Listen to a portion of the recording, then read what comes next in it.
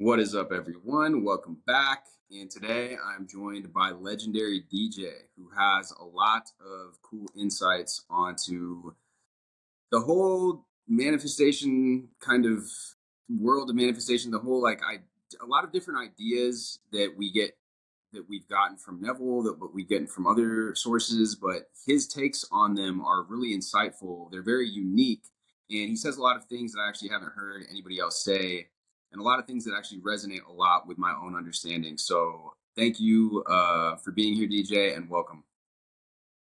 Greetings, everybody. Yeah, my name is DJ. I created a new model of manifestation called reality synthesis.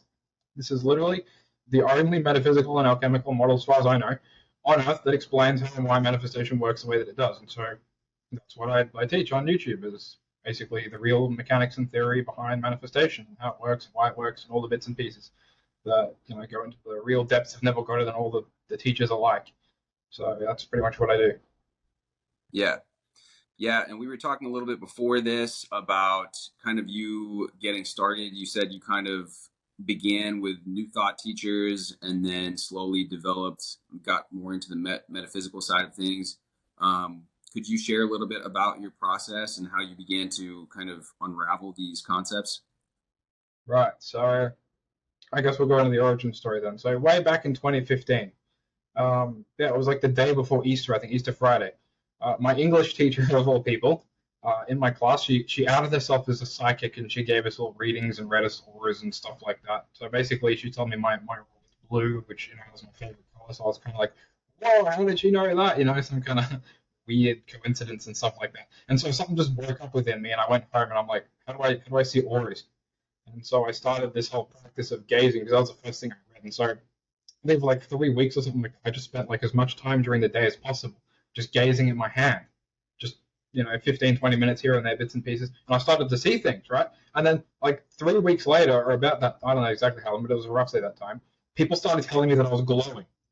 And they were like putting their hand, DJ, you're so bright. What are you glowing? And they were like, it was like they were putting their hands out like I was like glaring with this like the sun. And it's like, how the heck does this happen? The people I'd never spoken to before started, talking to me in ways that I'd never experienced before. It was all for me just doing hand gazing. And I didn't know at the time what that was, because I didn't understand manifestation. But a little bit later, I started to understand what this whole manifesting thing was, right? This whole reality creation idea. So, you come across the standard teachers like, Beth Hicks and stuff like that, and you hear all about, got to go into the vortex and do all the desires and stuff and imagine the scenes. I did bits and pieces of that, saw limited results with it, because, of course, there's more to it than that. But yeah, I've always been technically minded. And so how I connected the whole metaphysical thing was, as I began to accrue experience in getting things showing up or not and facing my resistances, I went into understanding how light worked, right? Light was the interesting thing that gave me my understanding of this, because I won't go into like all technical stuff because I could be talking for ages on it, but uh, the way that light works basically confirms to us that consciousness is integrated within consciousness, process within process, right? And so process basically represents greater consciousness, and so smaller consciousness, it's smaller, but you could say lower order, is integrated within greater consciousness. So you can have process within process. And so as I began to experience, I recognized my thoughts were integrated within each other, right? And so when I connected the two, I realized, hey, wait, thoughts can be conscious as well. And so we had all of these bits and pieces coming together in the technical sense, the spiritual sense. I read Neville Goddard. He's quoted a lot of these things as well. He said that thoughts lead into each other. When you're in a state, your thoughts will confirm all of that kind of stuff. And so I connected all these pieces, right? And so I went from having this whole spiritual understanding, seeing it like magical, like, oh, vortexes and, like what T. Hicks talks about and people like that, to the whole mechanical understanding, because I began to piece together the bits and pieces, right?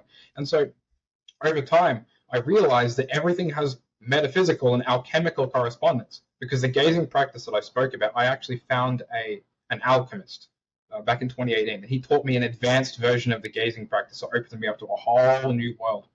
So from that point on, I kind of began to understand that the mechanics of reality, the physics, the metaphysics, and the alchemy and the spiritual side and all of the seemingly mystical stuff, they had direct correspondences. They were not separate. They were not some other dimensional thing that we're experiencing outside of space time in some law or whatever out there that's affecting here. No, they're the one thing. It's all one thing. Yeah. And basically, I just went deeper into that and found the pieces that connect. And yeah, that's basically how I created reality synthesis. It all started from gazing, basically, and having my aura read to researching all this stuff and getting to this point. It's pretty complicated, but yeah, my story's pretty simple. Do you feel like you were led to run into this? You mentioned this alchemist that taught you the advanced form of gazing. Oh yeah, I think that this was actually after I was doing because I started my TCM, traditional Chinese medicine. Because I also got into Chinese medicine and other systems like that. Because I was into the whole I don't know what you call it, spiritual healing systems and stuff, metaphysical healing systems. But yeah, off the back of that, I went into alchemy because that was another area of the subject, you could say. And so I came across his stuff, and I thought, okay, something's different here. He just had a different take on things. He was talking about things I'd not heard of before, right? And so when I went into his gazing practice, I had all sorts of insane things happen to me, and I won't even begin to describe them because they're just, you have to experience them to really know them. But the more advanced gazing practice completely opens me up to whole new levels of reality, so to speak, right? And he taught me that my experience is, or at least what we experience as corporeal being, is not what we experience in greater process. And so it's really about us distancing ourselves, in a sense, from corporeal being, doing specific gazing practices that allows us to see things at a higher order perspective, a higher order understanding. This is literally what raising your consciousness, as they call it, is distancing yourself from corporeal being. You're seeing the. I made a, it's still on the whiteboard back there, you can't see, but I made a recent video where I had a diagram where it's like the sun is emanating light, and we have a shadow cast from the lens perception, which represents our beliefs in our unconscious mind, and that we experience that shadow as corporeal being. When you distance yourself from corporeal being and you do the gazing, you go up into higher order understanding, and you distance yourself from who you are in the world. And therefore, you can see things from greater consciousness. That's literally what that is. So you can experience it very, very easily doing very simple practices. It's not hard. Yeah, that's sick. I mean, I've had experiences like that. I've mentioned before on this channel, but a lot of them were under the influence of psychedelics and things. Some of them were not, but kind of what you're talking about, this tangible experience of experiencing things from this higher level of consciousness than in your day-to-day waking consciousness. And it's a very awesome kind of sensation to have. Did he have a background in Hermeticism? Yeah, he was pretty into Hermeticism. He was basically the highest level Hermeticism teacher, or he wasn't really a teacher. He kind of just stumbled across this stuff because he was initiated by what's his face? I'm so bad at remembering people's names. The Maharishi who created transcendental meditation. You know him? Okay. Yeah, I forget what his name is. Maharishi. Man, yeah, I know. I'm so bad at remembering names, it seems. But he was the alchemist that I learned through, was personally the only person who was personally initiated by the Maharishi in his entire life, as far as I know. Wow. And so he taught him a specific technique that's another one. It's not the gazing, it's a different technique. But that's another way of having this higher expanded awareness as well, and creating space. And this was another piece of the puzzle that I really began to understand, is the whole subconscious capacity, and you actually don't have a subconscious mind. The alchemist was the first one to put me onto that idea. He didn't say that you don't have one, but from my technical understanding, I interpreted it that way, and so I developed an even greater model, so to speak, on the idea of the subconscious mind, because he gave me the idea of the principles. The sulfur basically represents the subconscious mind. Salt and mercury come together to create sulfur, right? Without the salt and the mercury, you cannot have the sulfur. And so basically, the subconscious mind is a product that's created by the nature of our lower principles interacting as one thing. It doesn't fundamentally exist in and of itself. The subconscious mind is the lower part of greater consciousness. So when you get into the Hermetic principles and stuff, you can see it that way, and it correlates to the writings and stuff that we read. And you can experience that by doing these practices that I talk about. It's pretty simple. Yeah. It's interesting that you say that, because it's all one thing, and that it is the lower part of that higher consciousness, because I feel like the subconscious mind could almost be thought of as the body. That's one way. I feel like the way that we show up, our mannerisms, we might be fidgety, right? Because it's all revealing how we truly feel. That I feel like that's one way of looking at it. But yeah, well, a lot of people, this is a really silly thing that people they confuse the subconscious and the unconscious mind, because subconscious means under consciousness, right? Sub is under. Yeah. And so people think that the unconscious and the subconscious are the same thing. They're not. I had another spiritual teacher who taught me Qigong, elemental Mao Shan Qigong. And he made it very clear. I also learned rune readings from him. And he made it very, very clear that there is a very distinct difference between the subconscious and the unconscious mind. They are very, very different in their functions. And that we need to understand that whenever we're talking, because you hear most of these new thought people and all of these people in the manifesting community who, talk about standard theory, they confuse the two minds. They're not the same thing. People like that, they say them intertwine, and that you shouldn't be using them the same way. That they're very distinct parts of our consciousness that have to be separated to truly understand their functions, because the subconscious mind is a product of the interaction of the conscious and the unconscious mind. It's not a fundamental thing that exists on our level, at least. It's that we are moving into it and creating it. We create our subconscious mind. You don't have one. You cultivate it. People don't seem to get that, but that's how it is. So how would you describe the unconscious? It's the nervous system, basically, the body. Anything that is not, part of our conscious awareness in the tangible sensory sense. It's everything that's not basically what the senses experience. It's everything else. You could essentially say the part of us that is separate from what we're experiencing now, that drives our experiences, drives the experiences that we have, leads us into experiences. So we are led along thought pathways. Right? We don't have awareness of them, but they're there.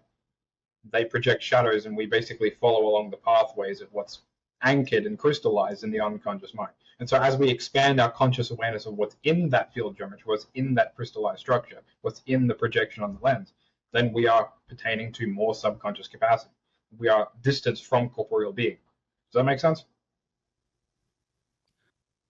Kind of. There's a lot there, and I actually, yeah. So, if you wouldn't mind, because I feel like the video cut out real quick, just the beginning part of what you said. I know that you just said a lot, and I know that's annoying, but I think hitting on it again might help people understand better as well. All right. So basically, the unconscious mind, as opposed to the subconscious mind, the difference between them is that the unconscious mind, you could essentially say, represents our nervous system and what we have tangibly anchored in. It is crystallized and formative that we experience. Right. And that we are led along pathways that represents that crystallization, which gives us the progression of the thoughts that we have. And that's what the conscious mind experiences. The conscious mind navigates and harnesses what's crystallized in the unconscious mind. Interesting. Yeah. So the way that I'm kind of like piecing that together is like, yeah, throughout our life and our experience, that's what you're referring to has been crystallized in the unconscious, which is kind of leading us down this predetermined script, if you will, that's like, well, these are the choices. Like you said, we think that we are making these choices, but they're kind of already encapsulated in these, like what you call being crystallized.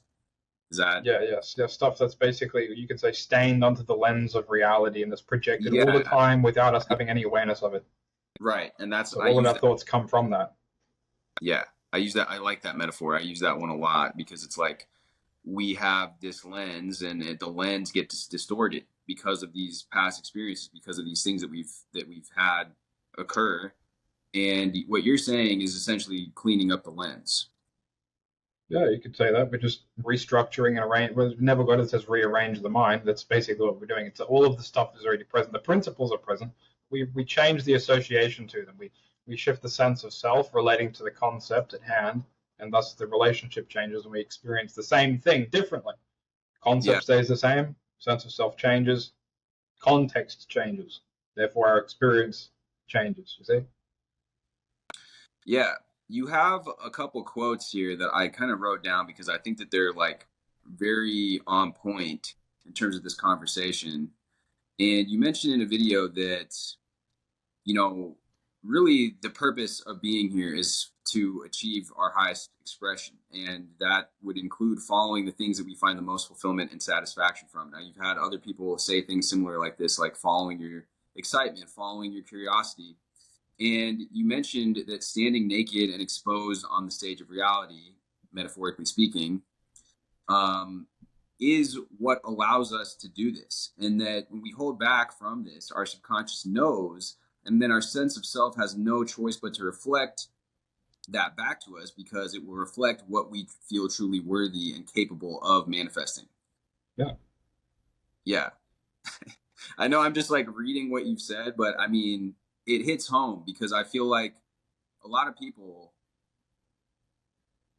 a lot of people are stuck on trying to manifest one particular thing, but you're talking about the willingness to be vulnerable, to put yourself out there, to pursue what makes you truly feel happy in life.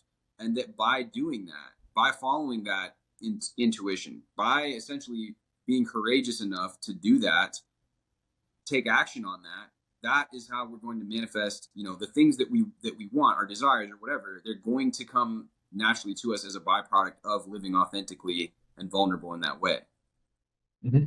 That's pretty much the process, because that's the point of comparison. We always have, as I said, process within process. We are being compared to all the time on an unconscious level, of course, because that's what drives our feelings and stuff like that we have, and our drives and intuitive impulses. So we're being compared to our path of least resistance all the time, all day, every day, and we always get these intuitive impulses to act on things that bring us fulfillment. We deny them because they're uncomfortable. And so we got to understand that the thing that's actually holding us back is this whole fear of being uncomfortable, basically. Because when you're, and this is alchemy, when we put under the alchemical edge of the fire, the purifying fire, when you have the components separated and purified, that pressure is what brings about the reformation of something that is of higher order substance. Right? And so, in essence, we are an alchemical ritual, walking, talking, breathing, all that stuff. We're a simulacrum. Right? So we reflect those same principles in our experiences. And when we're put under pressure to transform the parts of us that are, feeling unworthy of having this thing or whatever it is that we've got going on, instead of just thinking about the end desired scene, I'll go into more about scenes. But when we transform, it changes the sense of self. As I said before, the concept stays the same, but the sense of self changes, and so our relationship to it changes through the reality of the experience of that transformation. And so as we basically go out and we experience the fulfillment of this part of us that we're compromising on, it represents that we have that experience that teaches to us, in essence, that we are capable of it. We can have what we want. And we have that experience as proof of who we're being. It's because it's what we wanted to do. We want to do these things the whole time, but we're just paralyzed by fear and all these doubts and insecurities and stuff. And so part of the whole making the unconscious conscious thing is bringing that up and transforming it. Transformation is required. You bring it up and then you sit with it, but you got to transform it, right? You have the path, you understand the belief, but it has to be transformed through a purifying process of being put under pressure. Otherwise, you're not learning from it, right? We have to be put under pressure for things to change, whether that be an internal process, which there are techniques that can do that, or an external process. But I personally believe that, and a lot of my coaching clients, especially in the immortality group who get results with this, I basically just tell them straight up, if you have any kind of experiences where you know that you can act in a certain way, but it feels uncomfortable, that is the decision that you need to make to fulfill the resistance within you that is holding you back from this thing over here. Like someone, they started taking up, what was it, some kind of sport or whatever the heck it was. They've been compromising on for ages, and their SP came back in like 3 weeks, and they're going out on dates and they're kissing and doing all the lovely stuff, right? And so it was a simple thing. They completely forgot about the SP, and I've had this experience myself. I took up a certain martial art a while ago, and so I basically started to value myself and what I had affinity for, and people started responding to me differently without even having to think about how people respond to me differently. I didn't have to think, oh, people say this to me, people say that to me, whatever integrate the idea of it. The idea is already integrated. We've already planted the seed. Who knows how long ago? I manifested SPs from scripts that I wrote down years ago, just when I started, doing things that I was compromising on, because the beliefs were connected. And so when you do pathway revision, which is something that I talk about in my videos, you find the root belief. The root belief has a cascade into all of these other aspects, and you can write this down. I recommend people to write this down. You can find the root belief that has connection to the thing that you're desiring. And so when you stop trying to firm for the thing that you're desiring and you work on the underlying structure that's supporting the fact that this is not where you want it to be, that changes where the desire shows up in your reality without ever having even to try and change your perception around the desire. It's very, very simple. So that's why being purified under the alchemical fire of transformation, so to speak, by going out and facing these uncomfortable feelings and fulfilling these parts of ourselves that are compromised, that's what results in manifestation unfolding without even having to touch on the desire itself. Because again, you've replanted those seeds. So very simple. Yeah. Yeah, man. And I resonate with that a lot, because that's been my experience. That's been true for me. Every time that I feel, it's like the concept, there's that book, Feel the Fear and Do It Anyway. But when you have that thing that you're afraid of doing, but there's that inner sense, like you feel called to do it. You feel this compelled to do it, or you feel compelled to, for example, like you could put even just the act of like public speaking, or technically like making YouTube videos, putting out videos. Now that's an example of like putting yourself through the fire. So you're doing this thing that's uncomfortable, but you're also living in more authentic alignment with who you're supposed to be, because otherwise you Yeah. wouldn't feel called to do it. But that's the issue that I have with a lot of the teaching in this community, is that I feel like people take the idea of take no action that Neville has said, and they completely take it to its extreme, which is that I'm just going to sit on the couch, visualize this thing, affirm this thing, but I'm unwilling to put myself in that uncomfortable situation. I'm unwilling to take those actions and embody it physically, which I don't really resonate with. So I'm glad that you're touching on that. It's very important to understand that I don't think Neville got it referred to, because I believe there's two parts of manifestation. If we already have a refined sense of self, we don't need to take any actions because we're already comfortable having it.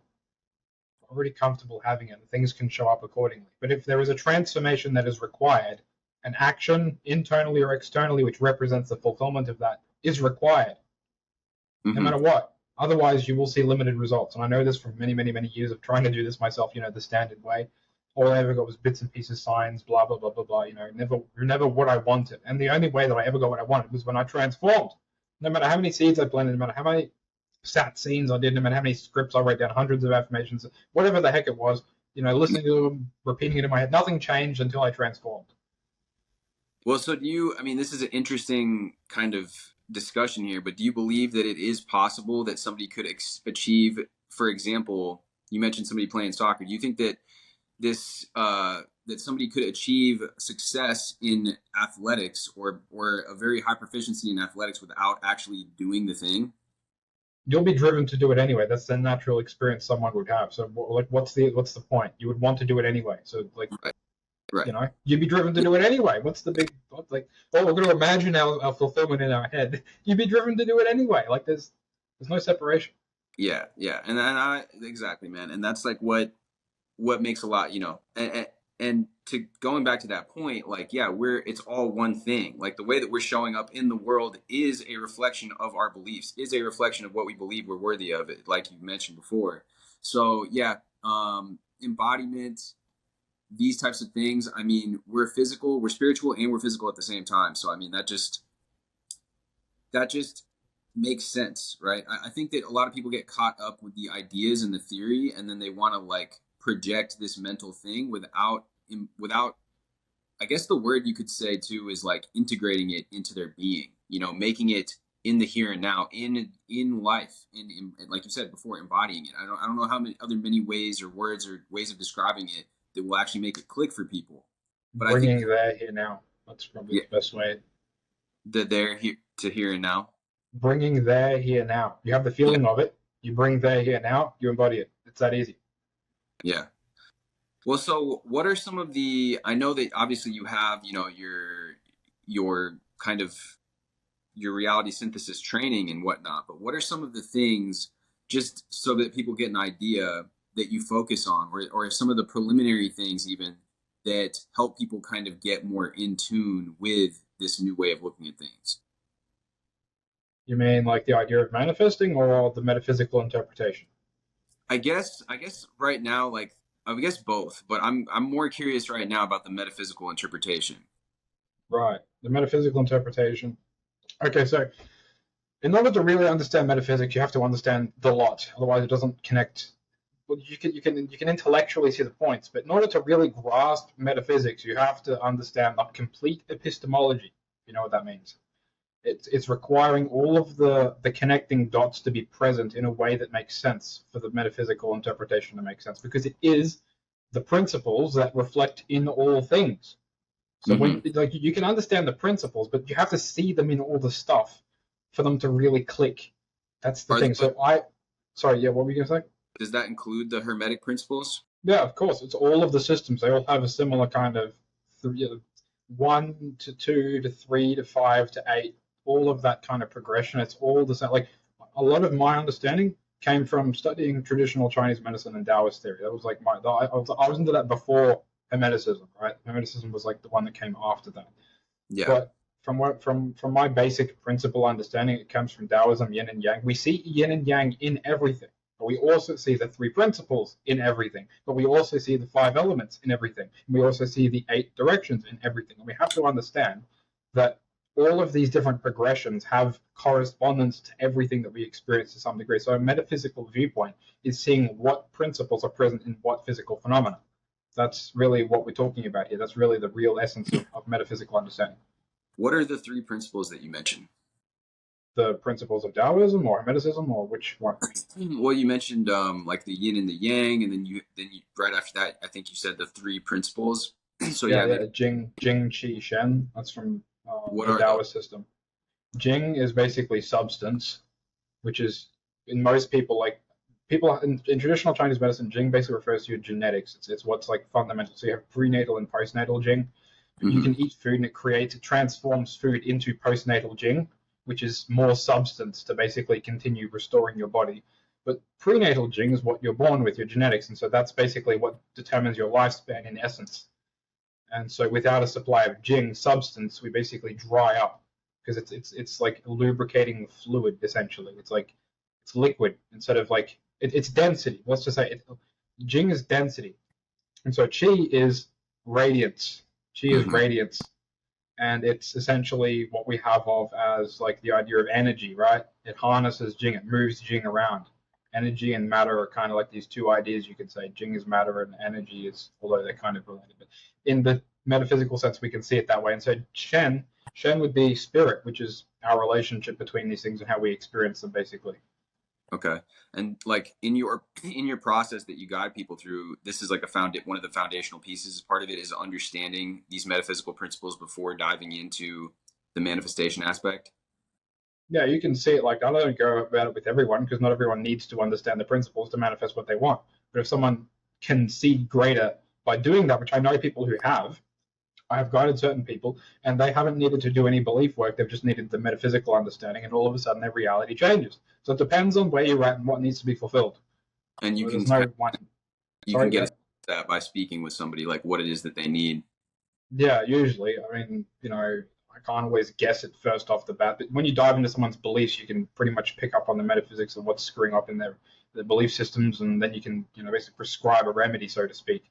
It's interesting because homeopathy is another kind of thing, and we can go into archetypes of consciousness, but I know many people as well who have dissolved a lot of their traumas just from taking a remedy for like 3 weeks, and all of a sudden their reality changes. They never did any belief work or anything like that. So all of these different systems, traditional Chinese medicine, doing quintessence, alchemical quintessence from the hermetic systems, homeopathic remedies, all of this stuff has metaphysical correspondences and corresponds to an archetype of consciousness or a mixture of archetypes of consciousness, which represent the conscious aspects of these principles that we talk about that exist within us.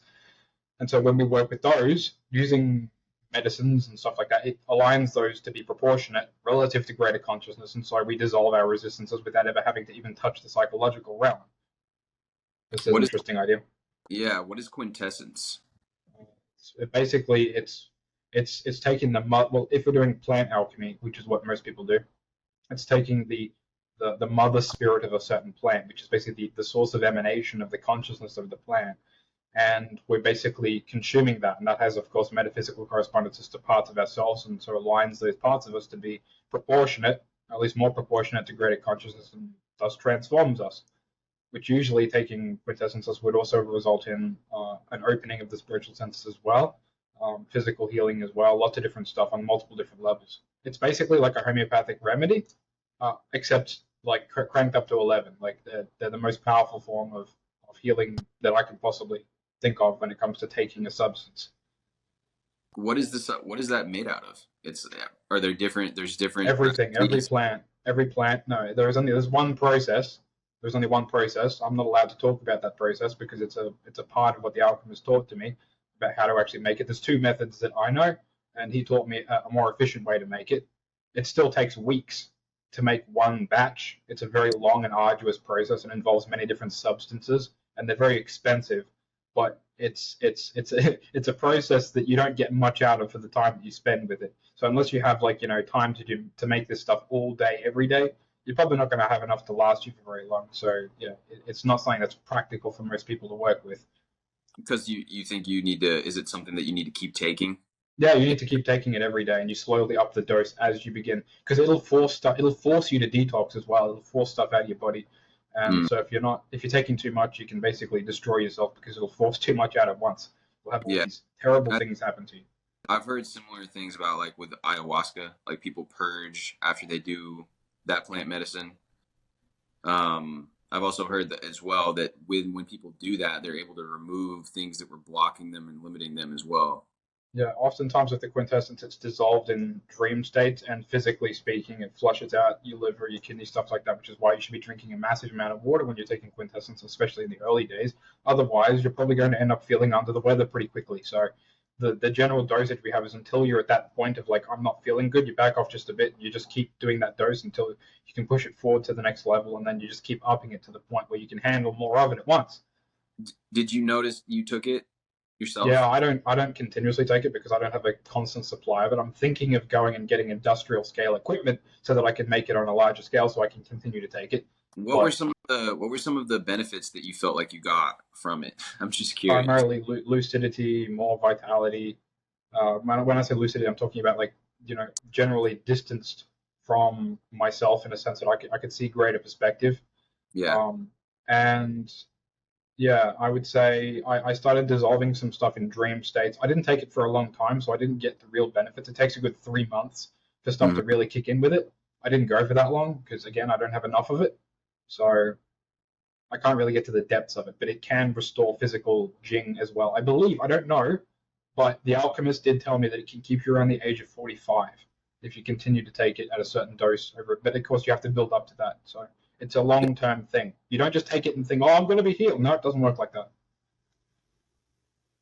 You mentioned earlier that there's like an immortality group Yeah, yeah, that's my little trial group that I have people working on specific techniques that I teach, like the specific gazing practice that I don't teach publicly. and that allows the body to kind of maintain a better state of health. Yeah, it gets you closer to that. It's still not like taking quintessence, but it's the next best thing as far as I know. Yeah. But so a lot of the results that you're able to achieve in terms of like lucidity, greater awareness and things, you mentioned that the gazing is a way to do that as well. Yeah, yeah, yeah. It's basically like well, the gaze like okay, let's say drinking quintessence is in a sense like drinking a gazing session.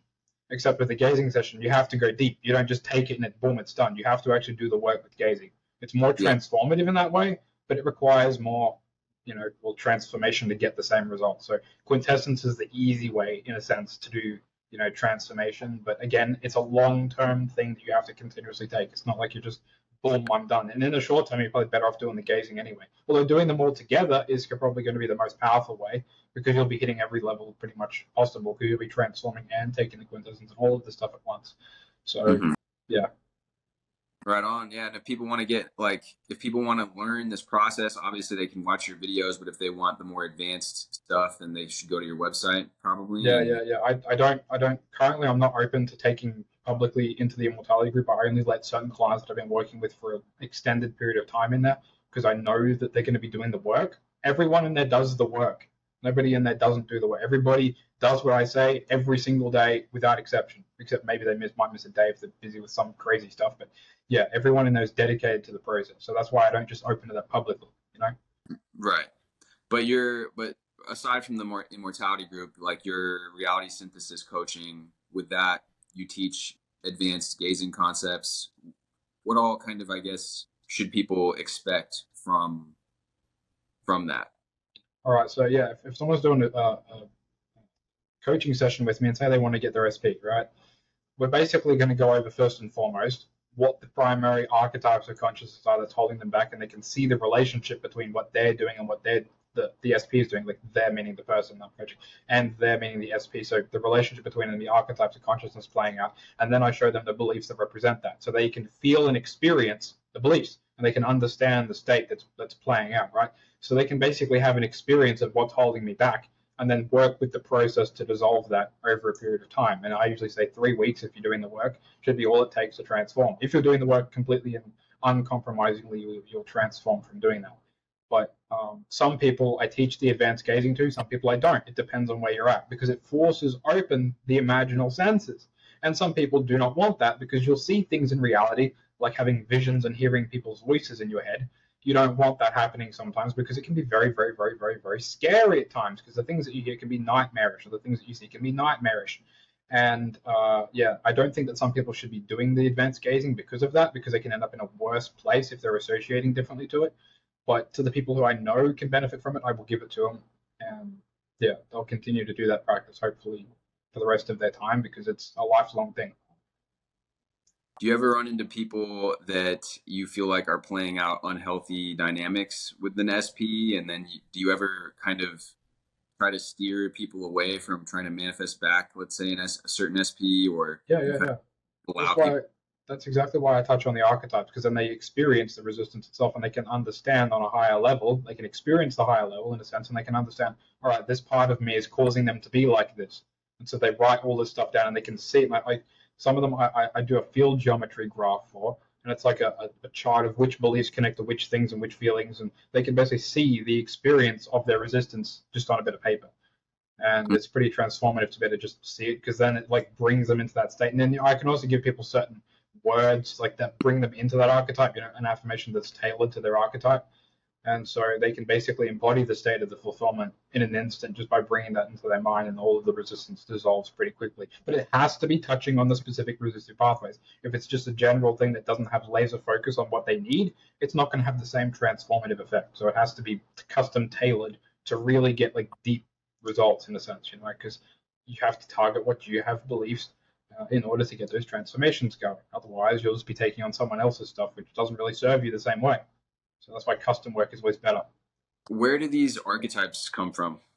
I talk about the archetypes. Well, Neville Goddard says that there's infinite states. You could say that states are like archetypes of consciousness, but Neville basically refers to a state as what I would call a state is a mixture of principles of reality that are archetypes, and they have consciousness, and they comprise an experience that we have. And so it's basically a state is like an arrangement of the principles in such a way that drives us to experience reality in a certain way that defines the state that we're in. So I'm sure that you've had these experiences before. It's the sense of self times the concept equals the context, which is the basis of a state. Again, a state is a lens of perception, which is how we're experiencing reality, of course. And so an archetype of consciousness is essentially our relationship to the primary principles. I talked about before, Jing, Qi, Shen, Yin, Yang, blah, blah, blah, blah, blah. They have correspondences to our experiences, and so they comprise the archetypes of the consciousness that we experience as the states, which again cascade into the concepts and the sense of self, which is the feeling that we have relating to the concept that we're trying to change around or experience or whatever. I don't know if that makes sense. It's kind of abstract to think about. Yeah, so I mean, they're not necessarily like archetypes that you'd see in like tarot cards or like king, warrior, magician, lover type archetypes. They're more nuanced, like they're more like, I guess, could you give us an example of Right, well, how a certain dynamic might play out? yeah, well, with the whole example with the whole tarot reading and stuff, that's one form of how you can pick up on archetypes. But in essence, again, an archetype is an arrangement of the primary principles that leads us to experience reality in a certain way. And that's what comprises our consciousness in that place. So say, for example, I have affinity for like quick movement, swiftness, agility, like that feeling taps me into that archetype of consciousness. I have a certain feeling with everyone experiences this in their own way. They have an affinity that they have to an archetype of consciousness, and they can represent that in words, images, blah blah blah blah. And so when they bring into their consciousness these stimuluses that remind them of this archetype of consciousness that they have within them, they have resonance for, that leads them into their path of least resistance. That basically puts them straight into that place of, yeah, I am worthy, I'm deserving, I feel like I'm being more myself. And so then they express that in reality, and things begin to unfold. So it's all personalized to what they have affinity for. Understanding your affinities is really how you tap into your archetypes of consciousness, because that's your path of least resistance that brings you fulfillment and power. Okay, so when people identify more with that archetype that is more in alignment with their true self, you could say, you find that then they're able to more easily manifest their SP. Yeah, because they're being more themselves. That's how they drop the SP off the pedestal. Plenty of people have done this the same way. They basically forget it. Like, look, I've said this on my videos. Dropping the seed is being yourself without compromise. You cannot drop this. It's impossible to drop the seed, as they say. Right? You have to embody the state that you have affinity for, and that you're being intuitively driven all day, every day to fulfill. When you're in that place, you can drop the seed effectively, and things show up automatically without even having to think about them. Like, that's the thing. Being yourself without compromise, playing out the archetypes of consciousness that you have affinity for, is dropping the seed. Otherwise, you're just, you're still in comparison, you're still in contrast to the SP, and they're still on the pedestal because you're trying to make something happen. When you be yourself and you flow with your path of least resistance and you feel that affinity, you feel that fulfillment, you are dropping the seed. You are on your path of least resistance. Things unfold. You're in proportion to greater consciousness. You're in flow. Things just play out the way that you want. Is dropping the seed kind of synonymous with like letting go, or how are you defining dropping the seed? Yeah, okay, so you've studied Neville's idea of dropping the seed, right? It's more than just the idea of letting go, because letting go of resistance is kind of a different thing, although it can enable dropping the seed, but they're not really the same thing. Well, like, I mean, the way that, yeah, like I've read through Neville's stuff, but the idea of dropping the seed is like, in my mind, you're saying that it's almost like what I would use to describe that is like planting the seed, like sowing the seed of your desire into your consciousness. Like, okay, this is what I'm going for, but then like dropping it, right? Then taking your attention away from it. Is that what you Yeah, mean by yeah, dropping? you just kind of take, yeah, well, in that sense, what Neville's saying by dropping the seed is you're taking your attention away from that, that experience that you have. It's already crystallized in your field geometry, therefore it's done. If you've experienced it, you have the testimony of it, therefore it's done. How can you experience it again? You've already done it, right? So once it's done, you've crystallized that field geometry, and now you have to, basically patch in the surrounding beliefs that are warping your perception of that. So when you align to it in a proportionate way, you're essentially dropping the seed, which again is the function of being yourself without compromise. So they tie in together, really. Yeah, But in essence, they're kind of two different things. But yeah. right. Um, Can you talk? Because I saw in a recent video you said that Neville does talk about courageous action. I was wondering if you could Yeah. kind of share a little bit about that. So I have a quote on my website because I've studied his stuff extensively. I go through his lectures and I take notes on his lectures and I post quotes on my notebook and stuff. But one of the things that I read about what his first experience of talking about the law was, which I really don't like that word because it's really silly. I prefer to call it the law, the mechanics of reality, instead of this spiritual thing. But either way, he told me, or he didn't tell me, he wrote that he needed an act of courage, or he needed courage to go and speak. Now, he didn't extensively talk on this, but I have a quote of it, him talking about courage required for him to go to the next level, so to speak. And so when you look at that from the perspective that we're taking, it's that the act of courage that he had when he started to go and speak about these things, that was his transformative moment that led him down his path of least resistance, and of course cascaded into all the experiences that he's had and wrote these books and did all these lectures. And he was on his path of least resistance, right? That was his archetypes of consciousness that he was playing out. He had affinity for, and so that act of courage was what he needed to overcome that distance between where he was now and where he desired to be. The seed that he planted. I'm assuming that he would have, imagined him speaking many, many times and stuff, but he needed the courage to transform that, right? Properly transform, fully experience, and learn from the experience that, yeah, I am this person. I can do this thing. This is who I am. Play it out. He realizes the reality of it, and therefore the courage was the transformative agent. So that's how I interpret that from Neville. He didn't, again, elaborate on it, but that's how I would interpret it.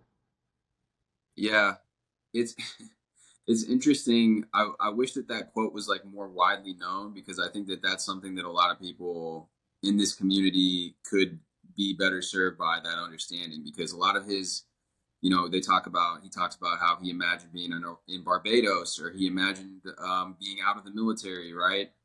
And for those specific examples, he's able to frame it up like he didn't have to lift a finger or whatever. But yeah, the idea of being a public speaker, being publicly renowned as a teacher or an author of all these books, you would need to take that, you would need to step into that courageous version. You would need to start doing that. And I'm sure that he probably had, not only with the speaking, but he had to like go around and find people to, to book these venues, right? He had to do some self promotion, some self marketing. I'm sure that there was like a lot of moving pieces and parts, and I find it interesting and also a little bit strange that he doesn't talk about that in his books. But nonetheless, at least we're able to have this conversation about it right now, and you're bringing it up because I think it's an important piece that a lot of people are kind of missing, like we talked about before. So yeah, and being a public speaker, being a dancer, being an author, all of these things are going to require that discomfort that you mentioned earlier. It's going to Yeah. require pushing your comfort zone. And so that's what I like to encourage people to do as well, is because, by doing that, going from the frame that you've been talking about, you're putting yourself underneath that pressure. That's how you turn a coal into a diamond, right? That's how you refine and become that fully expressed version of yourself. Yeah, it's an alchemical process. We can see it on every single level of reality imaginable. We are an alchemical ritual, therefore it applies to us as well. So we're no separate. We're no different. Where it's just that we're comprised of more of the pieces of reality than a simple, rock in the ground or whatever, right? We have more of us that's playing out in a proportionate manner versus some kind of material substance in the world. That's really the difference. We're all bound by the same processes and principles.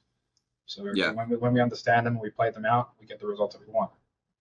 Yeah. Have you had any like cool success stories that you've, I know like we talked earlier about the gazing and stuff, but like anything that you'd like to share that's just kind of, I know earlier you said some things you didn't want to share, but anything that you'd be willing to share? Oh, yeah. Well, I guess reality. You could even think of it like this way, because basically one of my biggest success stories, because I've been affirming this for who knows how long, but of course I've been taking the action accordingly to make it happen because I've been studying and connecting the dots and doing the experiences and testing and stuff. But the reality synthesis model as itself, when you really think about it, is probably my greatest manifestation. I mean, who else has created their own model of reality that connects all the dots in a way that's completely unique and different? Who else has done that? I don't know anyone else who's done that. That was my path of least resistance at what I wanted to unfold, and so I played it out, and here I am today. So really, you can think of that's my greatest success story is being myself without compromise, me manifesting my reality the way that I want. And everyone can experience that the same way. You all have the same path of least resistance. You just have to align to it, and it plays out. That's going to be your greatest manifestation because that's your expression of reality in the corporeal sense that we have alignment to, and that's how we experience our fulfillment. Having things isn't even the point; it's the fulfillment. Yeah, for sure. Are you like, do you have any plans to like write it up in a book format or anything like that? Or Yeah. I've been writing bits and pieces over the time. It's like, trying to put all this together in a way that makes sense for everybody is the challenge because you have to basically outline all of the bits and pieces in a way that most people can understand. So I'm still working on the language and stuff because I'm refining the language of this stuff because I have my own way of phrasing these things, right? I come up with my own language, like subconscious capacity. I don't know anyone else who talks about that. But that was my way of describing the alchemical process at play. And so I have to basically define all of these things for people so they fully understand it, and then refer to that term in my writings to connect that understanding. could you define that for us real quick, like a quick definition? Subconscious capacity or what? Yeah, subconscious capacity. Yeah. All right, subconscious capacity is essentially the amount of your unconscious mind that your conscious mind has awareness of. It's how disconnected from corporeal being that you are at once. It's essentially your lens of perception that you're experiencing reality through, either stuck in like laser focus in the world or distanced from the world, and you can see things from above, and you can see the insights that come from, like, it's really on an unconscious intuitive level that you experience these things. It's not that you think multiple thoughts at once, but it's like you can just see the quality of the depth of the experience that you're having in a different way. It's really hard to describe, but it's like a different quality of consciousness. So that's you being pulled out of corporeal being into incorporeal identification. You're more in I amness. That's what an increase in subconscious capacity enables. For sure. It's like, it's again kind of like another way of like cleaning up that lens, right? And having that higher kind of awareness. Yeah, at baseline is what we want, because then at baseline, by default, at standard, without us having to do practices, we are in more of that at that baseline, right? So when we take the quintessence, it affects our baseline in that way. That's one of the practices. The gazing does the same thing if you do it consistently. It's all the same process, right? We're all increasing subconscious capacity. Also, dopamine fasting does the same thing as well. How, if somebody wanted to get started with the gazing practice, where would you kind of guide them, or how would you recommend them to get started with it? Right. If someone wanted to start doing the gazing, I would say start 15 minutes in the morning, 15 minutes at night at least, and you'll probably take a couple of weeks for your eyes to get used because your eyes are going to start watering if you're going deep into this. And your consciousness is probably going to drift off to other thoughts, but you have to return your focus to whatever the point that you're looking at is, right? Because you don't have to have a point, but when you're starting off, I recommend people to have a point on a high contrast background so they have something for their conscious mind to focus on. When you get used to doing that, then you can take it to the more, advanced levels and start gazing at, things that are not even there. You can just gaze through walls and stuff, and you just kind of distance yourself, and boom, there you are. But to start, you should just be doing some simple gazing at a dot on a wall or something similar for about 15 minutes and work up so that you can get the full 15 minutes in. And as you do it more consistently, you'll get deeper and deeper and deeper, less time. You won't need the full 15 minutes. You'll be able to go pretty deep in even just like 3, 4, 5 minutes. So you wouldn't recommend like starting off with the hand or like the eyes, like doing it on a dot or something else to Well, begin? I mean, I started with my hand, but I would say that for most people, doing it on a dot is probably better. But yeah, hand gazing is probably the next best thing. Like if you don't have a dot, use your hand. It's probably just as effective, really. It's what I started with, so it works for me. What do you think about doing it in the mirror into your eyes? Right, the mirror of the eye. Yeah, that's a different. I remember doing that, and seeing stuff. That is, I would say, a different level of the work. That like there is a version of mirror gazing, but not the way that you're doing it. There's a different way of doing mirror gazing that is more powerful. But I don't really talk about that one because it enables things to happen that most people aren't really ready for. Let's just say that. I'm sure you've experienced these things and you know what that's like. Yeah, I mean, I've had some interesting experiences for sure, but I mean, a lot of them actually were positive, thankfully, from doing this type of stuff. So Mirror kind of gazing? experiencing higher levels of awareness because like I'm a positive, like I like to dwell on positive things. You know, a lot of people are kind of, people will like certain people like to watch horror movies and certain people like to like think about whatever, like gossip or whatever it is. And I am pretty consistently always trying to dwell on a positive state. So even when I've had like these kinds of, I don't know what you'd call them, but I guess higher consciousness states, my intention is always positive for myself and like everyone around me. So even if I feel like I'm almost at cause in my reality to an extreme degree, thankfully it hasn't resulted in any like unfortunate or bad circumstances arising. But I to that end, I haven't had any strange experiences in the form of like I don't know, like apparitions or any of these things that people talk about. I don't know like exactly what you're referring to, but I've experienced these things. I know people I've coached with who I gave the practice to, who I shouldn't have given the practice to, have experienced these things. Like I remember one of them, like really early on when I gave the practice to it, like last year and stuff, one of my earlier clients. They were talking about how they were doing it, and I think about 2 to 3 weeks in, something like that, which is interesting because that time frame seems to be one of the primary time frames for transformations. But they experienced the eyes of people being very large, like an Mhm. overlay, and they didn't have any awareness of it. They couldn't stop it. It just kind of happened, and they couldn't stop it. It was very very frightening.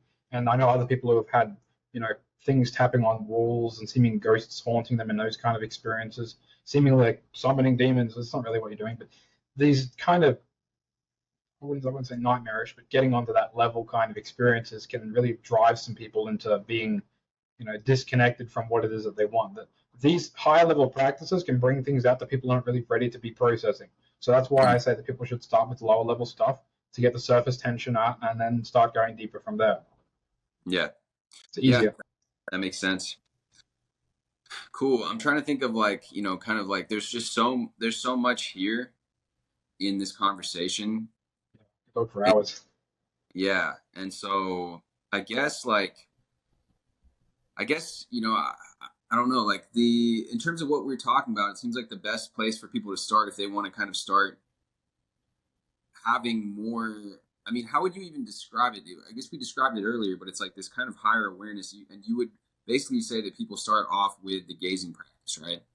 That's going to increase the subconscious capacity. That's going to allow them to kind of clean up that lens of reality for themselves more.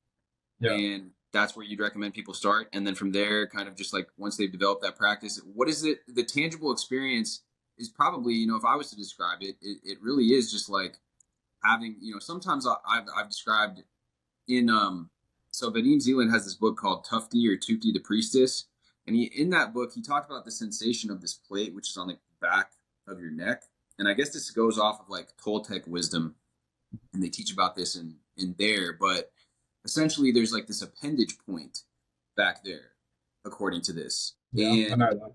yeah, from this, that's when you're able to kind of have like expand and then see yourself and reality. It's kind of the way that he describes it in the book. And so that's probably the closest thing in terms of my own way that I could describe it. But I'd be curious your thoughts on that. And if you're also familiar with that as well, you mentioned that you are. I'm not familiar with that, but I understand the metaphysics of it. I'll say that, because I'm a metaphysician, I understand the principles of this kind of stuff. So in Taoist Qigong methods, there's also a way, because we hang ourselves from that place. When we're doing certain stances, we basically, our posture and the way that our body is structured, in a sense, is we're being hung from that position. And that we tilt our head slightly downwards, we basically, like, we're being hung from a string from that position. And it has correspondence to us being in that place where we're able to receive higher order. And it just connects on that level that I understand that. And you can experience this when you're doing certain qigong practices and stuff as well, is that you have the same currents flowing through as well. And this connects in the whole kundalini thing and all the raising and stuff like that. Have you heard about the Merkaba? Yeah, Merkaba, yeah. Yeah, I haven't. So it's been a while since, like, for the metaphysical stuff. Recently I haven't been as into that lately, as much as just like some of these other like whatever I guess you could call like Neville and all these other things. But the science, neuroscience, these things. But the Merkaba is interesting because it's like two pyramids, right? Two pyramids of energy. What what is your understanding of the Merkaba and how that, as it relates to all of this? Right. People think it's some kind of like teleportation, imaginal thing. No, nonsense. Okay, so the Ingvaj rune, because I'm also into rune magic as well. That was one of my first things that I studied, actually, interestingly. I learned that from the Taoist, because he's into both Norse and Taoist, but it corresponds to the Ingvaj rune, which is spiritual fire, which is one of the transforming factors that we can enable within ourselves that guides us towards, well, it's more on the lines of giving. Actually, it's more on the actionable process than an internal process.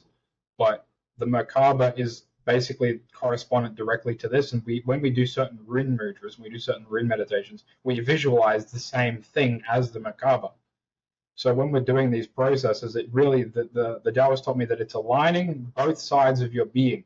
It's got nothing to do with this whole up and down thing, although he spoke to as a left and a right thing, not an up and a down thing. I don't know why people talk about it being up and down, but that's one of those things that it corresponds both of these sides. And you can even get into the whole idea of phase conjugation, of bringing two pieces together to form a negatively entropic circuit, which is a self-organizing, self-recursive circuit that is in itself its own consciousness that integrates within us and basically does work on us on an unconscious level to dissolve our own resistances in a way.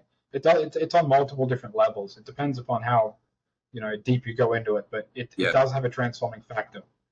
Yeah, there's a quantum physicist named Nassim Haramein, and I watched him speak several years ago. But he was speaking about this, and also about how like our energy exists in this like toroidal field. So it's like, and it's swirling around in kind of like this donut. But there's been like that, and then there's also like people have done work at this place, the Heart Math Institute. Yeah. And it also talks about how our heart, the electromagnetic field of our heart is a lot more powerful than our brain. But I would also guess that field of energy, and like you said, it's like recursive. It's like another thing that Nassim Haramein talked about is that we basically, as human beings, function like black holes and white holes at the same time. That is, in we're taking in everything from around us, but also having an impact around. Yeah, that goes directly into my idea of self-recursive circuits, being consciousness. Everything that is conscious is a self-recursive circuit. Input, reference, output, reference, input, reference, output, reference. And that's basically the process at which we experience reality as. So everything is that. God is that. And we are God. Therefore, we are the same process, integrated within greater process. So that's how that's how most of these people see. Well, that's how I see what they see. But it's the same idea. Yeah. I had something coming to my head when you were talking about this stuff before. Oh man, I lost it. But yeah, it was basically just an extension of what I said then. Yeah. It's just so cool because there's so many different like ways, and there's so many different teachings. I mean, it's really interesting to me that you bringing in the Taoist, the things that you've learned from there, and from Chinese medicine and things. It's also not surprising to me at all that there would be parallels from that and like these Toltec ideas or any of these ancient spiritual teachings and ancient wisdom, because essentially I feel like at some certain point, the people that built the pyramids, right, and all these different things, like they had some access to some sort of knowledge and to some sort of, they were tapped in a way where they were able to, they had a wisdom and almost what we would probably consider magic. And they had an understanding of all these things that we've kind of lost as a human race collectively, I feel like. And so by, you mentioned, you're meeting with this alchemist and stuff, like some of these people and some of these tribes I've heard also in Africa, like the Dogon tribe and like some of these people that have passed down this wisdom have these abilities, right? And I haven't met anybody in person that has, you know, kinds of like abilities like psychokinesis or any of these things, but I would, One. what was that? I know someone who knows one, and he's told me some stories that are like next to unbelievable. Same with the Right. alchemist, and he told me that he knows because there's Aboriginal cultures here. They call it the dream time, which is interesting. That's their culture. And he told me that one of the elders there he called it the friend that I spoke to who goes out there and he sees it. He called it black magic. It's not really black magic, but that's just what he called it. He basically said that the person was able to pull things out of the ground that were impossible. And he's like he I think what was it he got? I think it was like some kind of can or something like that. And apparently he buried it under the ground, he teleported it into the ground basically. And apparently his friend dug it out, and it was like 6 meters under the ground. It was a deep hole, and he just boom. I don't know. It's kind of crazy to think about, but when you have consciousness that's above corporeal being, I'm sure that that's how this kind of stuff is done. You're kind of outside the simulacrum in a sense. I'm not at that level to be able to do that yet, but I think I understand how it works. The alchemist told me that he's able to. One of his first experiences with someone else was that I don't know. I can't remember if it was one of his teachers. I think it was one of his teachers for a short period of time, but um, he was able to summon a thunderstorm in a room, Yeah. and he basically experienced this like I don't know if you'd call it a bubble of reality in a way, but Mm-hmm. he basically was riding in on the other guy's consciousness for that moment by touching him, which is interesting. And so he was able to then experience and actually manipulate the thunderstorm the same way as the guy who summoned it was doing, which is yeah, it's an interesting thought. But yeah, Yeah, that's nuts. I mean, yeah, I'm so curious about this stuff. I mean, that's one of there's been a lot of things in my life that have kind of led me into studying all these things and learning more about them. But um, I would love to like meet somebody that or be around people that have some of these understandings because I feel like this, you know, obviously like everything's a double-edged sword. You know, if you are able to manipulate things and do whatever, obviously it can be good used for good or bad. But I think like as a collective, human beings have been cut off more and more and more from a lot of these natural abilities that we have, our intuition, all this stuff. Because you mentioned earlier, like a dopamine detox. Essentially, all of us nowadays are like freaking addicted to our cell phones, and it's just cutting us off from like our natural powers that we have. So, yeah, man, I don't know like where and what like, but these people that have retained these types of abilities, I mean, it would be amazing if and I understand why they wouldn't want to, right? Because it can be used for not good purposes as well. But it would be amazing to have these things passed down in some form of way. And that's what's cool is that you learn these things from this alchemist that you learned from, and now you're able to share some of the stuff that you've learned. So yeah, I've learned yeah. from lots of different people, lots of different stuff. Like the Taoist master that I have, he was initiated into a specific form of qigong. I only teach that to the immortality group. Um, the higher level order, the gazing, the same way. I only teach to certain clients because again, these are like super advanced techniques that go into like levels that you can't even begin to touch on with standard stuff. But most people are not ready because I remember going into this stuff and I had all sorts of things happen to me that I really kind of wish that didn't happen. But at the same time, I kind of am because it was cool the same way. But it didn't really benefit me in the way that I wanted it to. It was kind of like I was going into the deep end without being ready for it. And people think, oh, I should have the most advanced practices and I'll get the fast. No, it doesn't really work like that. You have to really work with surface level first. People don't like the idea of having to do the work like that, but let me tell you from experience of having to do this for many, many years, I'm telling you with just complete certainty that if you try and do the super deep stuff straight away, you're going to probably end up regretting it, at least in the short term. You should be doing the surface level stuff and easing yourself into it. It should be an easing process. You don't want to put yourself under too much fire. You're going to get smoked, basically. You're going to turn the charcoal. You don't want to do that. You want to ease yourself into the fire. Yeah, 100%. It's kind of like, you know, the idea of doing like some sort of like prolonged dry fast or something when you haven't even done like intermittent fasting or something. You're not used to fasting, right? So it's like how are you going to be able to your body's going to like reject it in a certain way. So Yeah.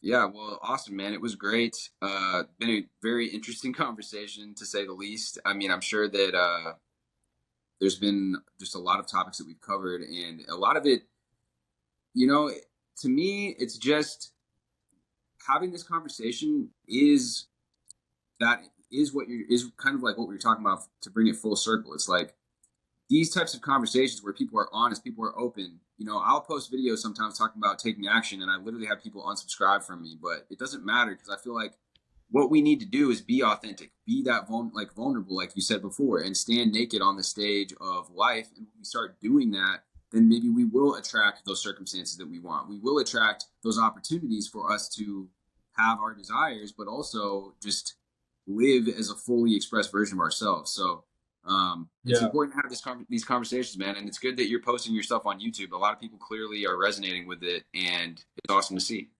Yeah, because I just like to explain how and why that is instead of people thinking, oh, it's this belief versus that belief, who has, experience in this or that. I like to explain the how and the why because then there's no question because the mechanics are clearly visible for everyone to see and understand. Therefore, there's no discussion or debate. Yeah. Yeah. Yeah, 100%. So, I don't know. Maybe at some point we'll have another conversation, or it'll be cool to see like how everything evolves with your channel and everything. With that being said, in the meantime, I'm going to leave for everybody watching this. DJ's links down below to his channel, to his website, where you can find out more information about his model. And with that being said, much love as always. Drop this video with a like, hit me with a subscribe, and I will see you guys in the next video. They're legendary.